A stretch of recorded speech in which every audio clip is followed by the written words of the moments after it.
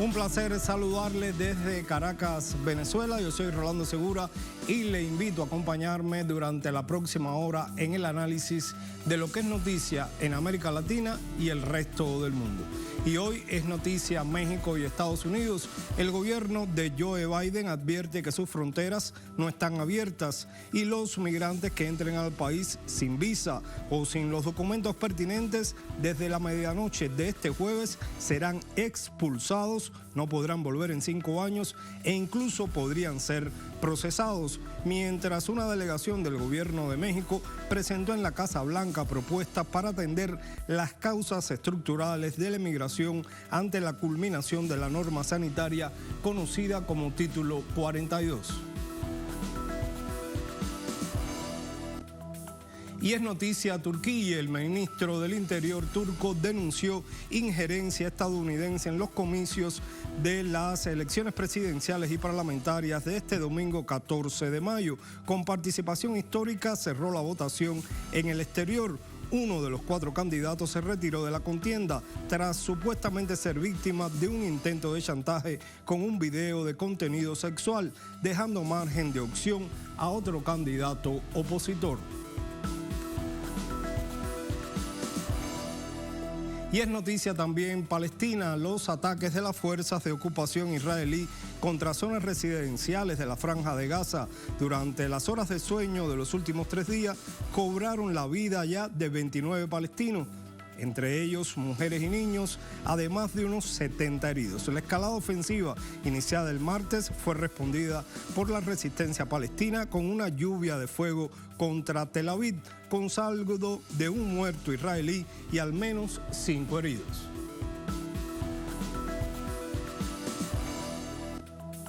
Así iniciamos de inmediato el análisis.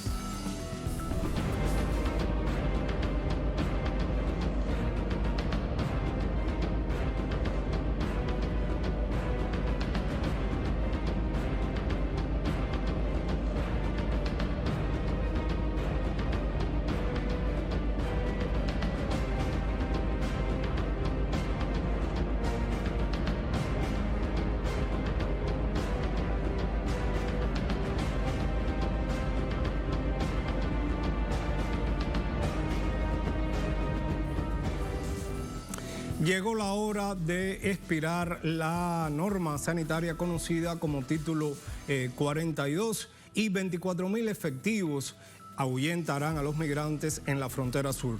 Cruzar dejará de ser una opción para quienes pretendan estar a salvo de nuevos castigos. Ni te preguntan cómo te llamas, dicen algunos emigrantes tras 5 días detenidos.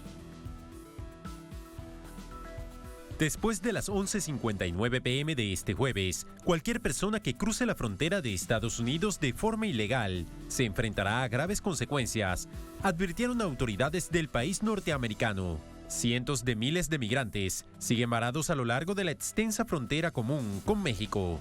Es el último día del Título 42, el conjunto de controles que por más de 3 años de pandemia reguló ese paso. Una disposición diseñada por Washington, supuestamente para mantener a raya las infecciones por COVID, al rechazar a las personas antes de que presentasen una solicitud de asilo. Permítanme ser claro, el levantamiento de la orden de salud pública del Título 42 no significa que nuestra frontera esté abierta. De hecho, es todo lo contrario. El uso de nuestras autoridades de control de inmigración bajo el Título 8 del Código de los Estados Unidos significa consecuencias más duras para personas que cruzan la frontera ilegalmente. El Título 8 permite expulsar a todo aquel que entre al país sin una visa o documentación requerida, pero la administración de Joe Biden irá más allá. Si alguien llega a nuestra frontera sur después de la medianoche de esta noche, se presumirá que no es elegible para el asilo y estará sujeto a consecuencias más graves por entrada ilegal, incluida una prohibición mínima de 5 años de reingreso y un posible proceso penal. Las nuevas regulaciones requieren que los solicitantes de asilo y otros migrantes soliciten la entrada desde fuera del país a través de una aplicación para teléfonos inteligentes que colapsa y a la que pocos tienen acceso. A medida que transcurren las horas, el desespero de los migrantes por pisar territorio estadounidense aumenta. Pasar hoy antes que se acabe el título porque entonces aplicar otro va a ser más fuerte. No sé qué pueda pasar, si vamos a pasar o si no, no sé nada de eso. El canciller mexicano, Marcelo Ebrard, descartó que se vayan a registrar detenciones y expulsiones masivas de migrantes. Estas personas pasan o han pasado o han atravesado nuestro territorio y nunca se ha dado una deportación de 2 millones de personas, ni de 600,000, ni de 200,000, eso no existe. El máximo número que nosotros hemos registrado con el título 42 no llegó ni siquiera a 18,000 al mes. Para que te des una idea, es la realidad. Entonces, ese fue el número más alto. Y hubo meses con 15 personas. Estados Unidos mantiene su territorio blindado con 24,000 agentes, mientras el gobierno de Andrés Manuel López Obrador envió más uniformados a su frontera sur para atender el flujo migratorio desde allí. También a funcionarios que informan a los migrantes sobre las vías legales para establecerse en el país del norte. Más precisiones y datos sobre este tema que es titular durante toda esta semana. De inmediato en contacto con la Ciudad de México. Ahí está nuestro corresponsal Daniel Rosas. Buenas noches, Daniel. Hoy incluso hubo reuniones en la Casa Blanca con representantes de México proponiendo alternativas al gobierno de Joe Biden. Actualízanos, por favor. Hola, ¿qué tal? ¿Cómo están? Un saludo desde México. Seguimos pendientes de la situación que ocurre tras tensarse el panorama en la frontera entre México y Estados Unidos con motivo del próximo fin del título 42, lo cual evidentemente, pues de acuerdo con la información que se ha dado a conocer, podría endurecer la cuestión para las personas que quieran cruzar hacia Estados Unidos de forma irregular. Por lo pronto, la Cancillería mexicana, la Secretaría de Relaciones Exteriores, ha dado a conocer información a través de un comunicado de prensa y concretamente el envío de una delegación de México hacia la Casa Blanca con la intención de buscar alternativas al tema migratorio. Esta delegación fue encabezada por Roberto Velasco, él es el jefe de la Unidad para América del Norte, y la idea fue plantear posibles alternativas, entre ellas un mayor financiamiento hacia programas de bienestar, hacia programas sociales que justamente permitan crear empleos en Centroamérica y de esta manera tratar de contener el tema o la ola migratoria. En México hay un programa que se llama Sembrando Vida, que busca justamente que mediante la siembra de árboles frutales, maderables y algunas otras plantas y hortalizas se puedan generar empleos. Esta propuesta ha sido llevada a Estados Unidos desde hace ya varios meses, quizás años, para que puedan financiarse el mismo programa en países centroamericanos y de esta manera poder frenar de alguna forma la ola migratoria. Se reiteró en esta propuesta por parte de la delegación mexicana en Estados Unidos y se está justamente buscando que haya una respuesta favorable por parte de la nación de América del Norte. Ahora, ¿qué está ocurriendo en la frontera? Bueno, pues ha endurecido la presencia de elementos de las corporaciones policíacas en ambos lados. Por un lado, por ejemplo, los gobernadores de Tamaulipas en México y de Texas en Estados Unidos, han blindado, por decirlo de alguna manera, la frontera mediante el envío de policías estatales. Pero también los gobiernos federales, los gobiernos nacionales, han endurecido de alguna forma el tema de la seguridad. En el caso de México, el propio presidente Andrés Manuel López Obrador confirmó un mayor envío de guardias nacionales para poder contribuir con esta situación, mientras que en el caso de Estados Unidos, en una conferencia que dieron hoy autoridades vía telefónica con varios reporteros de México y de otras partes del mundo, se confirmó que se incrementó también el número de elementos de varias corporaciones de Estados Unidos dedicadas al tema migratorio y se espera el arribo de alrededor de 1,500 soldados también a la frontera, esto como parte de una orden girada por el presidente Joe Biden. Hemos visto ya escenas que se están dando en la frontera en donde varios migrantes están cruzando a través del río Bravo o a través de los diferentes puentes, cortando la alambrada para poder cruzar y que son retenidos por parte de elementos policíacos y en algunos casos también militares. Esto ha derivado ya en situaciones de tensión. Se está, como les decía yo, recrudeciendo la situación tensa en la frontera y bueno, pues estaremos pendientes sobre todo de lo que ocurra en las próximas horas, ya que este llamado título 42 concluye a la medianoche hora local entre México y Estados Unidos y seguramente mañana habrá más información de cómo se tensa esta situación. Estaremos pendientes y por lo pronto es el reporte que les podemos ofrecer aquí desde México. Las gracias, Daniel, por estas precisiones, pero nos mantenemos en México para el análisis. Vamos a conversar entonces con el doctor José Antonio Hernández Macías, investigador del Centro de Investigaciones sobre América Latina y el Caribe de la UNAM. Bienvenido a Telesur. ¿Qué se avisora para las próximas horas, para los próximos días, cuando se anuncian nuevos castigos a la emigración hacia Estados Unidos? Pero se ha visto también que durante los últimos días ya habían comenzado estas expulsiones del territorio estadounidense. Muy buenas tardes, Rolando. Un gran gusto estar contigo. Sí, efectivamente vemos una vez más esta solución por parte de Estados Unidos en llamar a la militarización, ¿no? Como solución a cualquier problema. No se dan cuenta que este tipo de problemática se va a agudizar, ¿no? Mediante este tipo de soluciones. Ellos no han querido participar plenamente en los proyectos de cooperación que tiene México, sobre todo hacia Centroamérica, ¿no? En donde el presidente López Obrador ha tratado de generar programas sociales para que se solucionen de fondo las problemáticas y las personas no tengan esa necesidad de salir buscando llegar a los Estados Unidos. Otra cuestión muy importante es que yo veo que es parte del golpeteo político estadounidense, tanto al interior como el golpeteo dentro de México, ¿no? Pareciera que a los políticos no les importa el drama que viven las personas y que efectúan ese tipo de medidas que, como digo, solamente profundiza los problemas, ¿no? Y qué decir, por ejemplo, de las declaraciones del senador Kennedy, ¿no? Me parece que son unas declaraciones bastante penosas, llenas de ignorancia y racismo hacia México. Me parece que no conoce la situación real. Doctor, la opción de pedir asilo continuará siendo algo difícil para los migrantes. Se ha puesto a disposición de ellos una aplicación que muchas veces no funciona. Ahora, a partir de la derogación del título 42, va a estar 23 horas al día, pero la mayor parte de las veces no reconoce el rostro de los migrantes. Los migrantes en ocasiones están en situaciones donde no tienen datos, donde no tienen teléfonos. ¿Qué quedó de aquella promesa de enfrentar, de encarar con seriedad el tema migratorio hacia Estados Unidos?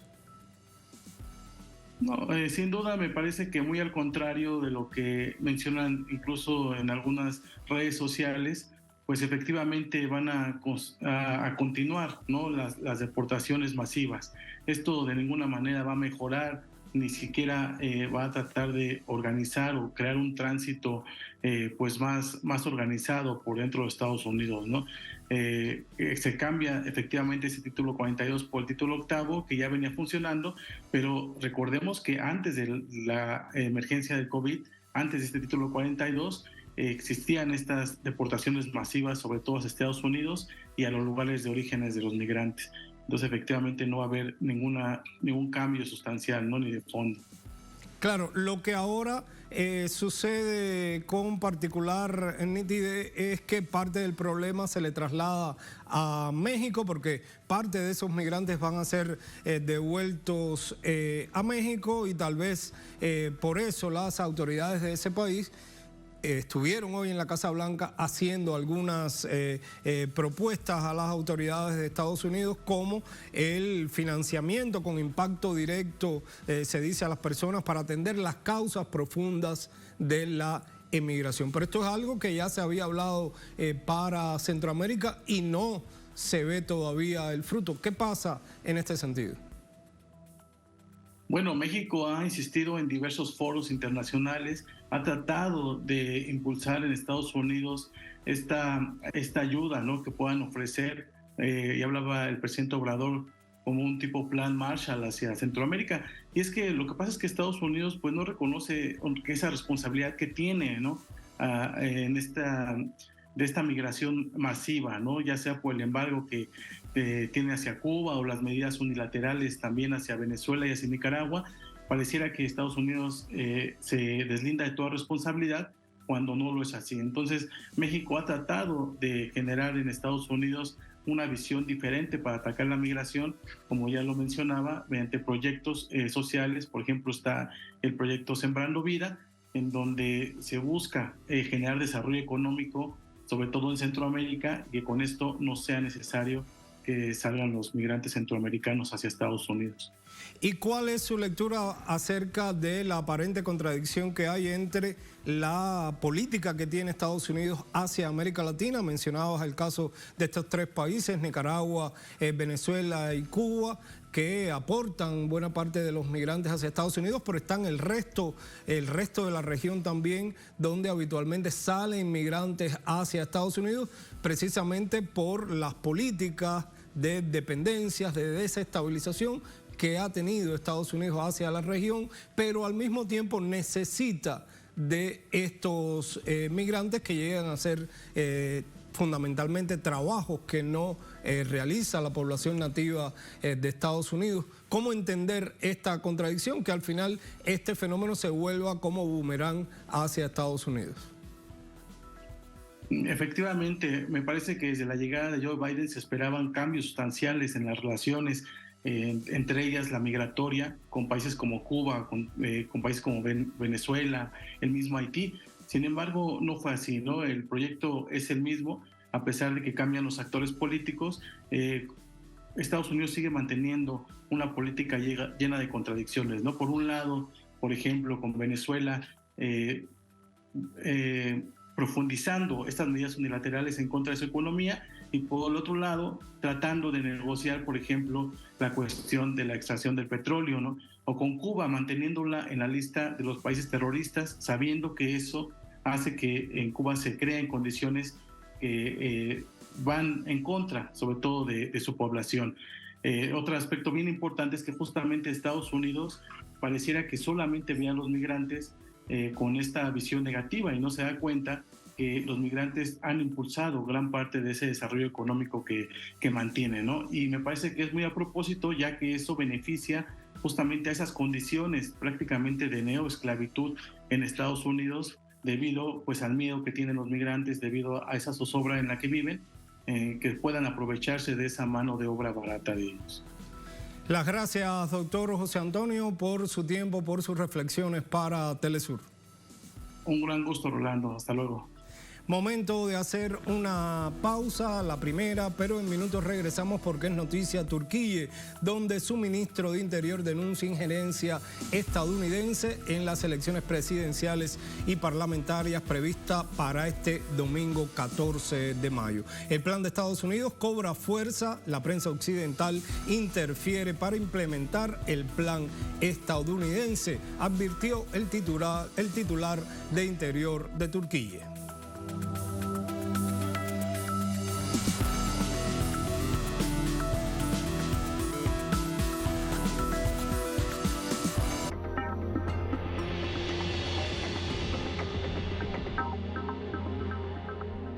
Con el nuevo plan de pago de deuda previsional, esas miles y miles de argentinas y argentinos que trabajaron toda su vida podrán jubilarse. Plan de pago de deuda previsional. Tu esfuerzo cuenta. ANSES, en cada etapa de tu vida. Argentina Presidencia. El mundo sintoniza Telesur. Ramiro Angulo desde el Perú. Porque Telesur siempre da más.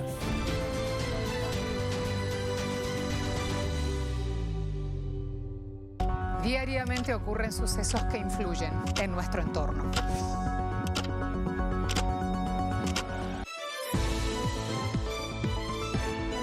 Entérate de las noticias más relevantes de América Latina y el mundo en nuestra agenda abierta.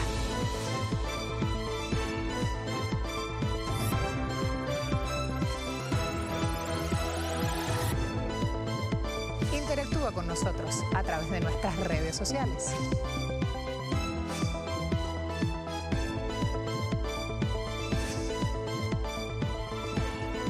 Los esperamos aquí, de lunes a viernes, solo por Telesur.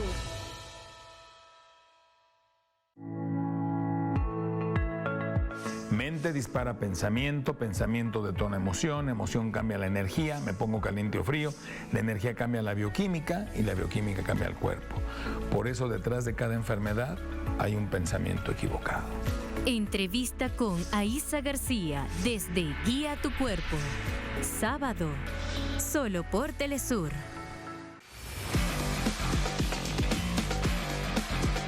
Las mejores jugadas y todo el acontecer deportivo suramericano y del mundo. Desde nuestra América Deportiva. Sábados y domingos. Solo por Telesur. ¿Qué tal? Les habla Jorge Gestoso. Te invito a que me acompañes en un nuevo programa en donde estaremos hablando sobre el balance que dejó el paso de la pandemia del COVID-19 en nuestra región latinoamericana con el doctor Esteban Maturana desde Santiago de Chile, solo por Telesur. Notables con Jorge Gestoso. Viernes, solo por Telesur.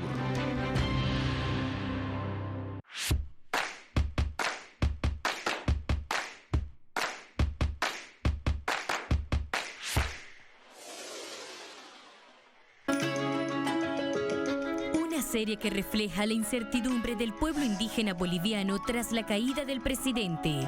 Y ahora, ¿quién va a garantizar todo lo que se ha cambiado, lo que se ha mejorado, continúe? Señor presidente, usted no está solo. Ahora sí el verdadero pueblo nos vamos a parar en defender, en agradecimiento a usted, señor presidente, por todo lo que nos ha dejado. Nos toca otra vez a nosotros, a nosotras, defender este país de quienes otra vez quieren restituir estas formas coloniales, discriminadoras. El golpe no se lo hizo un gobierno.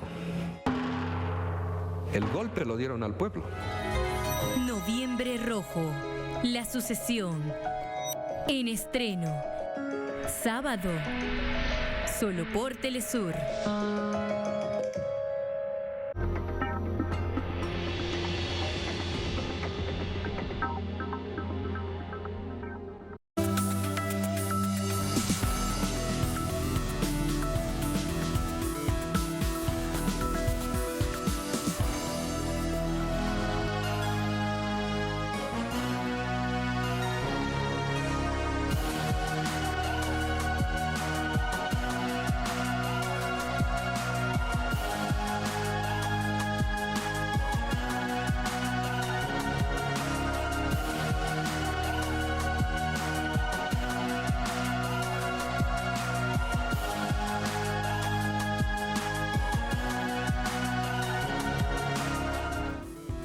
Y es noticia, Turquía entra en cuenta regresiva ya el proceso electoral en esta nación. Más de 60 millones de personas decidirán al presidente y también a los representantes en el Parlamento en una nación que adquiere cada vez más peso geopolítico en el ajedrez mundial.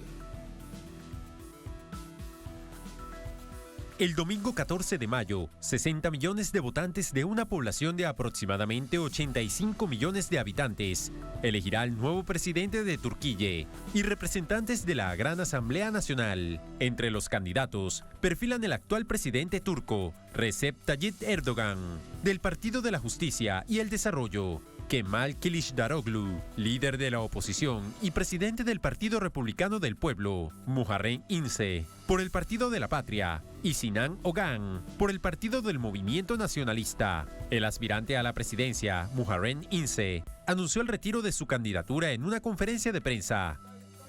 Retiro mi nombre de la candidatura presidencial. Me retiro de la contienda. Lo hago por mi país. Intenté abrir un canal. No pudimos tener éxito en este canal. A esto, el ministro del Interior de Turquía, Süleyman Soylu, cuestionó la injerencia estadounidense en las elecciones presidenciales previstas para este 14 de mayo, pues la prensa occidental interfiere para implementar el plan estadounidense.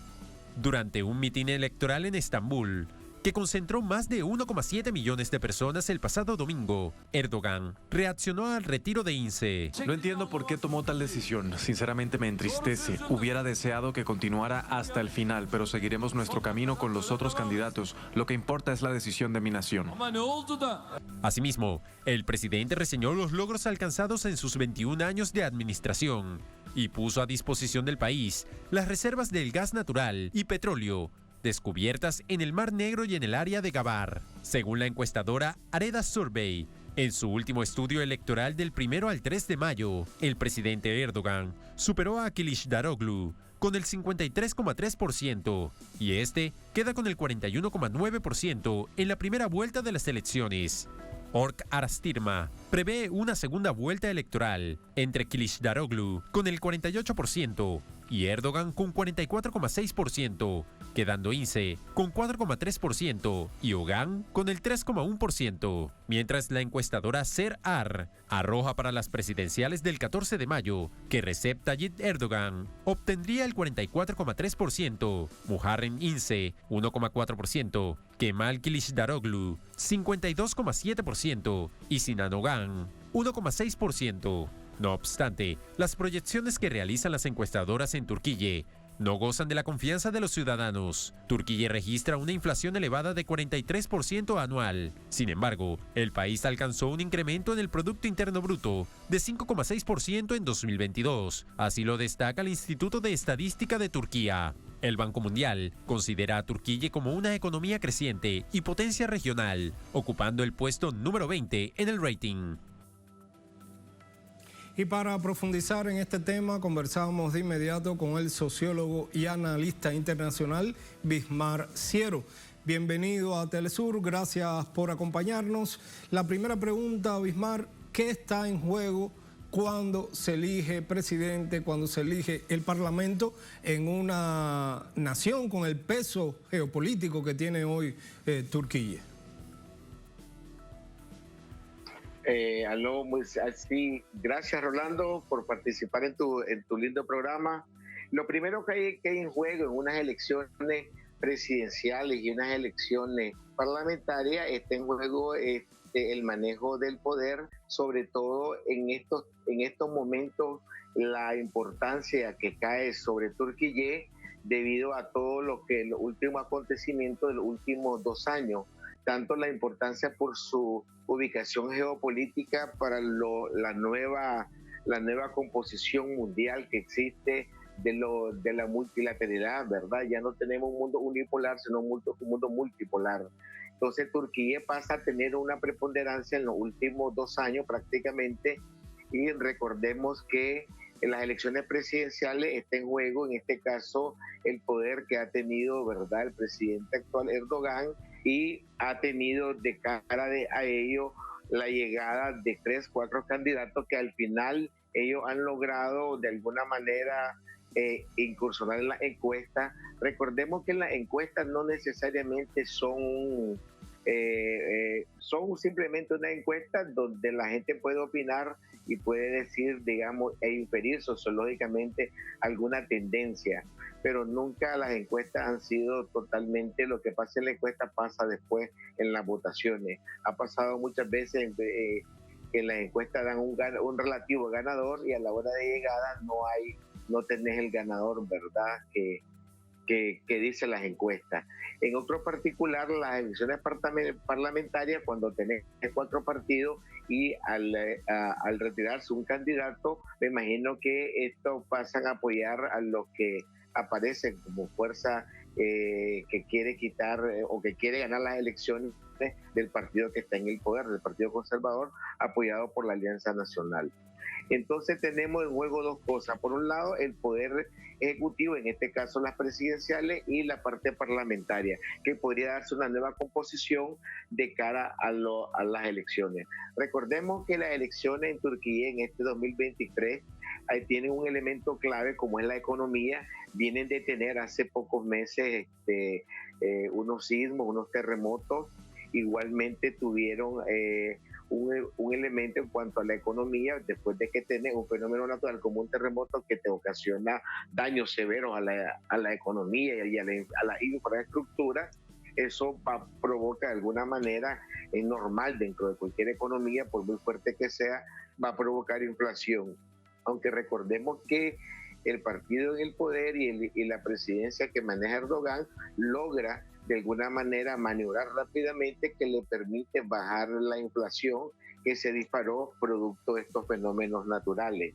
Y recordemos que está en juego ahorita en Turquía, que están los acuerdos de lo que son el acuerdo de los cereales o el acuerdo del Mar Negro, donde Turquía es la que presenta y va a la vanguardia de todos estos elementos y de alguna manera presenta un factor determinante en cuanto a lo que se está jugando, a las relaciones con la Unión Europea, con Estados Unidos, con Rusia y la OTAN. Ellos prácticamente quedan como, decimos por estos lados, como en el ojo del huracán, pasan a ser unas elecciones van a ser bien reñidas, van a ser unas elecciones, ya desde ahorita se siente que hay un manejo por parte de agentes externos como la Unión Europea, Estados Unidos, que de alguna manera y la OTAN están tratando de hacer una injerencia, ¿verdad?, en la parte política debido a las repercusiones que puede tener en términos de las relaciones en cuanto a lo que se está pasando en la geopolítica alrededor de Turquía. Levante este preámbulo que nos describe acerca de Turquía. Resalto el hecho de las encuestas. Es imposible hoy creer en las encuestas o guiarse ciegamente por algún sondeo de opinión previo a elecciones, pero un hecho cierto es que sucedió ya es que uno de los candidatos sale de la carrera electoral supuestamente por un video de contenido sexual por el cual estaría siendo chantajeado, pero se ha cuestionado mucho este hecho y se dice incluso que podría favorecer a la oposición, que podría haber estado siendo pagado para que no saliera de la elección porque esto restaría votos a la elección. Estos hechos son parte de ese panorama de tensión del cual hablan hoy algunos titulares en el mundo. Claro, recordemos que Turquía de alguna manera, vos te imaginas una población de 64 millones de votantes. Recordar que hay una alta población islámica, entonces entran en juego lo que podemos llamar valores o valores y creencias de la sociedad. Yo las encuestas las descarto totalmente en los últimos años. Recordemos que hay una manipulación de la información, en los medios occidentales informan lo que le conviene y ponen en la agenda de los medios lo que le conviene de acuerdo a los temas que tienen. Es inevitable, hay una injerencia imperialista, eso está a todas luces. El salir de la contienda día antes de las elecciones, más allá que si hay o no hay un video, que si es cierto o no es cierto, esas son cosas que para provocar lo que llamaríamos como un golpe emocional, tratando de calar en esas creencias, en esos valores que dije inicialmente y lograr captar, digamos, al candidato que supuestamente en las encuestas lleva mayor intención de voto. Me parece más bien que hay una manipulación desde fuera, hay una manipulación desde los países interesados, desde los países de la OTAN, los países interesados en tener bajo control o poner en el poder, ¿verdad? Es importante poner en el poder a una ficha que tengan ellos. Recordemos que estamos ante un movimiento de geopolítica, de estrategia, donde los medios de información, donde la más media juega una importancia que puede provocar la manipulación de estas creencias y estos valores de cara a las elecciones. Generalmente cuando hay unas elecciones de este tipo y unas elecciones a escasos 120 días de que tuviste un terremoto, 2 terremotos, donde todavía la gente hay poblaciones donde se ve el terremoto que no se han restablecido emocionalmente. No es fácil que poblaciones se restablezcan, comunidades enteras se restablezcan después de fenómenos naturales. Hay un proceso sociológico, vivencial, que te hace por lo menos esperar lo que se llama la mitigación por el mismo, que son los primeros 120 días, 180 días. Estamos hablando que estamos en el centro apenas de lo que puede ser la mitigación de toda esa parte, la respuesta del gobierno turco que hace, ¿verdad? Y el presidente Erdogan para tratar de dar, de reforzar esos enlaces sociológicos en la sociedad para evitar ese emplazamiento, voy a decir una palabra dura, ese emplazamiento sociocultural y emocional que tienen las poblaciones después de esto. Inmediatamente se dan cierre de algunas empresas, se dan cierre de eso por la destrucción de los edificios. Entonces, además de que tener una situación un poco complicada, igual se te aguda los enemigos aprovechan, los que están a nivel internacional, cualquier elemento. Ellos no tienen ningún nivel de escrúpulo, ellos no van a tener la menor compasión, la menor piedad, van a tratar de atacar y reforzar en la recta final de estas elecciones. Recordemos que esa posición geopolítica le da a Turquía, le imprime mayor presión a las elecciones. Dime. Bismar, usted hablaba del papel de los medios y precisamente la denuncia que hace el ministro de Interior de Turquía es que la prensa está instrumentalizando el plan de injerencia de Estados Unidos, y este es un tipo de denuncia que habitualmente le hemos escuchado en diferentes partes del mundo, pero en este caso es contra un país con el peso geopolítico que tiene Turquía, un país miembro incluso de la OTAN. ¿Qué significa esto? ¿Cuál es la motivación real? Recordemos que la participación de el papel ha jugado un papel importante, digamos, en los acontecimientos que hay de la operación de Rusia en Ucrania. Recordemos que ellos han mantenido una posición, digamos, no binaria, una posición, aunque son de la OTAN y todo, no se han declarado en contra de Rusia, no se han declarado en contra, se han mantenido al margen, como una posición, para algunos podrán decir ambivalente o no binaria, pero yo la creo como una relación, como una posición de cara a buscar los mecanismos, una posición de cara, no quiero usar la palabra neutral, sino a posibilitar y mantener los lazos comerciales y los inversores en toda la zona de Occidente, porque por su posición geopolítica. Yo creo que la injerencia es como una manera de decirle, mira, nosotros necesitamos una pieza en Turquía que sea una pieza nuestra de la OTAN, que sea totalmente binaria, que esté totalmente con nosotros, que diga no, que haga bloqueo, que no permita la exportación de cereales a través del Mar Negro, que se ponga totalmente en las filas nuestras y que no tome una posición relativamente neutral. Recordemos que Turquía también ha mantenido los lazos comerciales, no ha puesto en práctica todas las sanciones o el conjunto de sanciones contra Rusia y con lo que se está poniendo. Esto significa un elemento histórico para la humanidad que le está dando a Turquía en cuanto a los riesgos de la seguridad alimentaria para los países de Oriente Medio y África. Recordemos que se están en los días cruciales, se da en lo último, están en las negociaciones de cara a los acuerdos.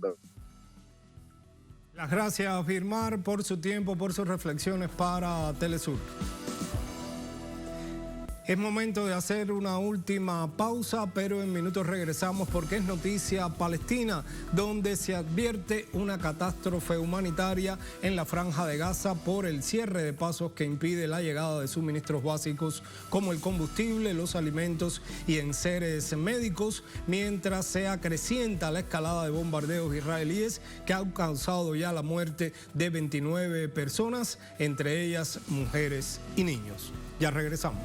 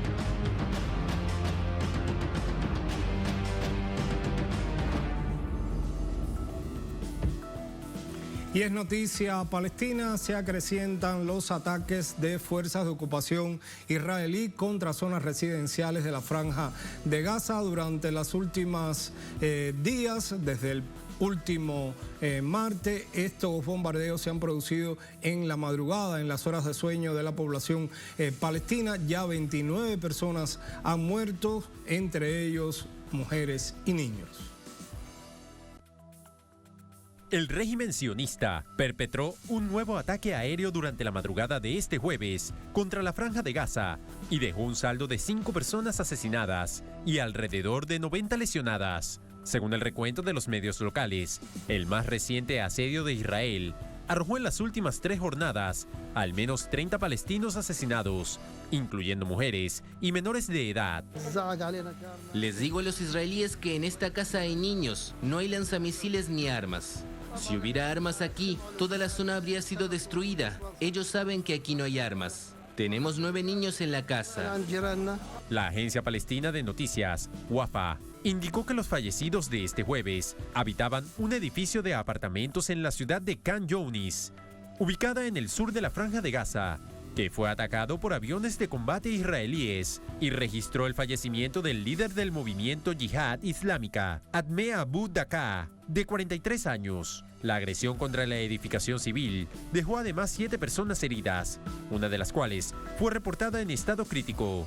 Hamas, el partido político que dirige la franja, ha comunicado que ha lanzado centenares de cohetes contra puntos de Israel, incluida la capital, Tel Aviv, en respuesta a la que llamó masacre cometida por la ocupación israelí. El ejército de Israel, por su parte, cuantificaron en 469 los cohetes disparados el miércoles por parte de la Yihad Islámica Palestina, mientras que contestaron con ataques a 133 objetivos de la resistencia en el enclave palestino. La oficina de prensa de las fuerzas de Israel mencionaron en una infografía que 333 cohetes alcanzaron el territorio de Israel, de los cuales 153 fueron interceptados por la defensa antiaérea y más de 100 lanzamientos resultaron fallidos. Y para el análisis de este tema conversamos con Armando Soto, activista solidario con la causa palestina. Nos acompaña desde la Ciudad de México. Bienvenido, buenas noches, gracias por acompañarnos. ¿Por qué se origina esta escalada, la más sangrienta, entre Gaza e Israel desde agosto de 2022, supuestamente contra la organización Yihad Islámica, considerada terrorista por el gobierno de Israel, la Unión Europea y Estados Unidos, pero precisamente coincide esta escalada cuando existía teóricamente un alto al fuego mediado por Egipto tras la muerte por una huelga de hambre de uno de los líderes palestinos que estaba en prisión preventiva? ¿Por qué se rompe este supuesto alto al fuego en este momento?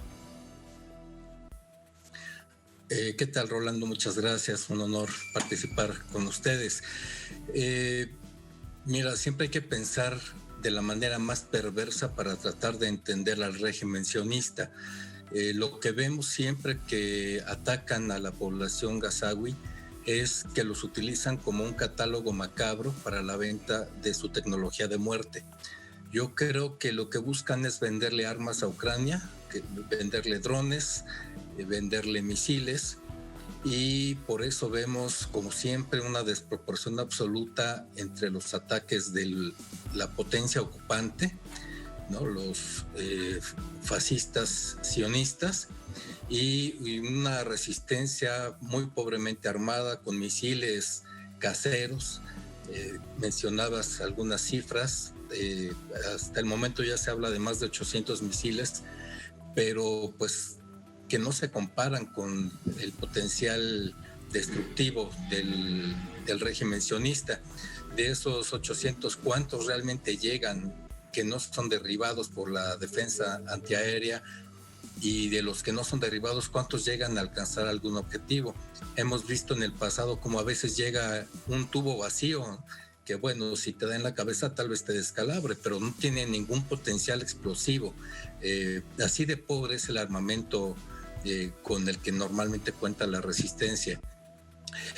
Creo que por una parte es esa intención de vender, también de ubicarse del lado del eje fascista que está realizando esta guerra contra Rusia en el territorio ucraniano, tanto para la venta como para formar parte de ese grupo y repartirse después lo que quede de Ucrania. No olvidemos que el régimen sionista es un proyecto colonial que pretende expandirse, no tiene una constitución política, no reconoce fronteras y tiene las pretensiones manifiestas en muchas ocasiones de llegar desde el Nilo hasta el Éufrates, y pues esto no es por una cuestión bíblica como a veces manejan, sino pues por los recursos hídricos, por el gas natural, por el petróleo que aún queda en esa zona. Creo que lo que estamos viendo pues es simplemente una sincronización con esta oleada creciente del fascismo en Europa, y del cual pues Israel siempre ha sido una gran muestra, y que siempre se victimizan cuando hay este tipo de respuesta de la resistencia palestina, que bueno, ahora la vemos más fuerte que en otras ocasiones, pero repito, el potencial destructivo de sus misiles no se compara, ¿no? Sin duda es una guerra asimétrica, no obstante, durante los últimos días se ha podido apreciar también que está en entredicho esa tecnología que supuestamente usted dice que se le quisiera vender a las guerras que están hoy en marcha, porque el llamado escudo de hierro de Israel apenas ha podido en los últimos días detener 1 de cada 5 misiles. Pero aquí lo que estaría en discusión sería, ¿tiene derecho el pueblo palestino a defenderse? Por ejemplo, en un comunicado hoy, la Unión Europea decía que es inaceptable el lanzamiento de cohetes a Israel. ¿Tiene derecho el pueblo palestino a defenderse? Pero por supuesto, aquí claramente sí hay un terrorista, pero el terrorista es el régimen ocupante, el régimen sionista, porque lo que hace, lo mencionabas, los bombardeos nocturnos, además de la intencionalidad de maximizar el daño, las muertes, pues también tiene el objetivo de aterrorizar lo más posible a la población, sobre todo a la población infantil. Ya son al menos 7 niños que han fallecido en estos días de bombardeo de esta potencia criminal, de esta potencia fascista, terrorista que es Israel. Y defenderse de una potencia ocupante no es terrorismo, no es violencia, es un derecho amparado en las leyes reconocidas por la propia ONU, el derecho de rebelión, el derecho de resistencia. Es totalmente hipócrita llamar terroristas a los palestinos, y este tipo de comunicados extrañándose y llamando a no caer en esas prácticas es totalmente cómplice del ataque sionista contra este pueblo indefenso, que vaya, es lo único que tiene, esos cohetes en su mayoría caseros. Ahora parece que han obtenido algunos un poquito menos débiles, pero aún así no se compara. Sin embargo, es cierto, están desnudando las deficiencias del supuesto escudo protector infalible del régimen sionista, y eso me parece que es muy bueno. El jefe del departamento político de la Yihad Islámica viajó a Egipto en aras de darle seguimiento a estos acontecimientos, pero ha dicho que no hay tregua sin compromiso israelí a cesar los asesinatos del pueblo palestino. ¿Qué puede significar esto en camino a que se pueda agudizar este conflicto? Bueno, sin duda no se puede confiar en la palabra sionista. ¿Cuántas veces no han traicionado el alto al fuego? Y siempre buscan alguna excusa para inculpar a los palestinos, o sea, que fueron ellos los que lo violaron.